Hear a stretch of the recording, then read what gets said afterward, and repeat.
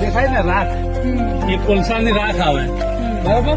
પછી આ લાલ દેખાય ને લાલ, આ ભઠ્ઠામાં હલગેલું ને એ જ પાછું પીસેલું, પીસીને આમાં નાખવામાં આવેલું ચાર્જ રાખે.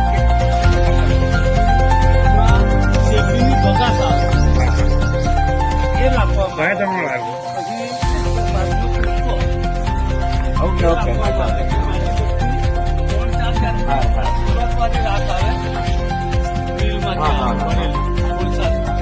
એ બી એમાં મિક્સ કરવું. ગારો બનાવે, ગારો બનાવીને નાખે. આ ગારો બની ગયા ગારો બનાવે મરસ કે ગારો બનાવીને આ લોકોએ આ ટાઈપનું કરેલું છે.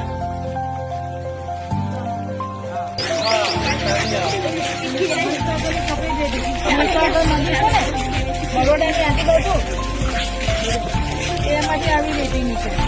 આપણે પ્લાસ્ટર જેવું કરીએ ને ત્યારે આ રેતી વાપરીએ. મહીસાગરની સફેદ રેતી.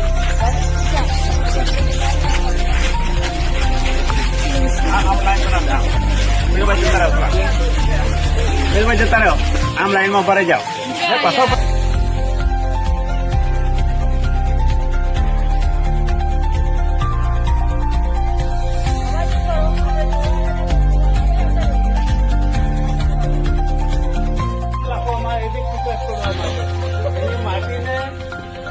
જયારે આપણે બની ગઈ, આ બધું મટીરિયલ અંદર નાખેલું હોય તો ઈટ બની જાય ને પછી આપણે ભઠ્ઠીમાં ભરીએ એ જયારે પાકે ને ત્યારે એને કલર આવે, ઈટ પાકી થાય એટલે ઈટ ત્યારે તૈયાર થાય.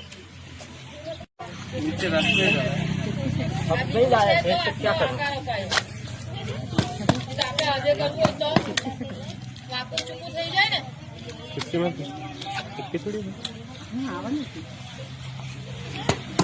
લાઈન સરસ છે ને, આ રીતે બનાવેલું છે, આ બીબામાં જ બનાવેલું છે. જો આ લાઈનમાં મૂકેલું છે તો એ બીબામાં જ તૈયાર છે.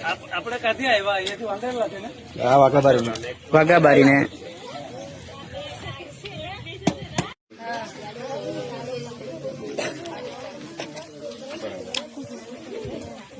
એક ઈટ બનાવવામાં કેટલી વાર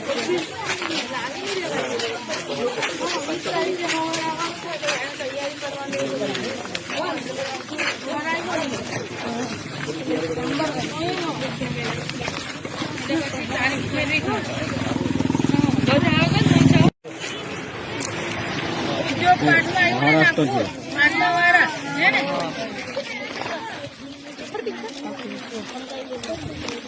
નાગપુર નો છે, કોલસો નાગપુર ને આ જો હા આપણે શેરડી વાળા આપણે કોલો આ બાજુ ચાલે ને, હા એમાં જો આ કુચી હલગાવેલી ને એમાંથી આવું બની ગયેલું એ લઈ આવીએ ને એના ઉપર દબાણમાં રાખીએ ને નીચે કોલસા, એને કોલસાને નીચે લાકડો આવે, લાકડા આવે ને લાકડાને ઉપર આ કોલસો, કોલસાની ઉપર હા પછી એને ઉપર આજે તમે કોલસો દેખાયો ને એનું સ્તર કરે, પછી પછી આ કુચીનું, પછી છે તો આ 1 2 3 4 5 આ 5 થન લીધા એટલે અહીંયા પાછો કોલસો અહીંયા રાખેલો છે અંદર. હા આ ટાઈપનું જ પાછું કોલ્લું છે. પછી આ ઉપર છે તો અહીંયાથી 1 2 3 4 5 6 7 8 9 10 11 ને 12 અહીંયા પાછો કોલસો અહીંયા પાછો આ ટાઈપનું કરેલું છે. તે આમાં છે તો આ બે આથરા પર એક આથરા પર લાકડું મૂકવામાં આવે ને બીજા આથરા પર છે ને કાળી ઈટ બનાવીને મૂકેલી છે તે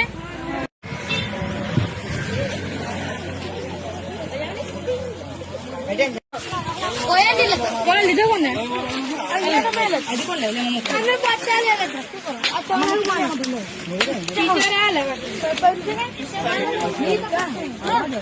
કોણ